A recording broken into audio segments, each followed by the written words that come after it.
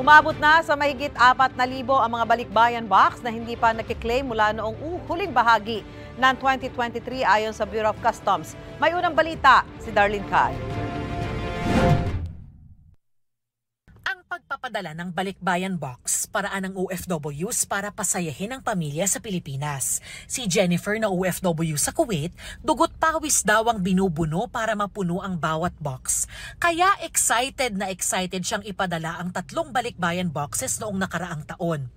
Kasi malayo kami dito, malayo kami sa pamilya namin. Kaya yan lang naman yung gusto lang namin na ibigay namin yung ano gusto namin, nakikita namin dito, nabibili namin, ipapadala namin doon sa Pinas. Yun nga lang, mag-iisang taon na, hindi pa dumarating ang mga box na pinadala niya. Kwento ni Jennifer, may lumapit daw sa kanya para mag-alok ng murang pagpapadala. Pero matapos daw niyang ibigay ang mga kahon, wala na raw siyang balita sa mga ito. Hirap talaga, ma'am. Totoo lang. Hihirapan kami hanggang ngayon. 10 months, mag-11 months na nga. Hindi na pa mag-July na o mag-11 months na, July. 11 months na ngayon. Grabe talaga. Hindi namin maano. Tapos yung nasa loob, mga ano pa, nasisira na yun. Mga chocolate, mga pagkain, mga nasisira na doon sa loob. Tapos, may mga excited kaya kami sa tutulang, may papadala kami sa pamilya namin. Nasa Bureau of Customs na ang mga detalye ng padala ni Jennifer.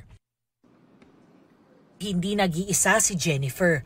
Daan-daang OFWs na raw ang nakararanas na hindi nakakarating ang mga pinadala sa kani-kanilang mga pamilya.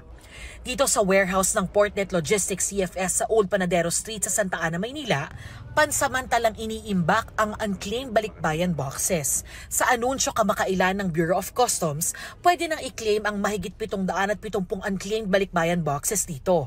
Lahat galing sa Kuwait. Marami na rin nakuha na matapos i-trace at i-contact ng BOC. Ngayon, 290 boxes na lang ang natitira. Pero may mahigit 4,000 unclaimed balikbayan boxes pa raw na dumating noong huling bahagi ng 2023 ang ipoproseso para mahanap ang mga may-ari.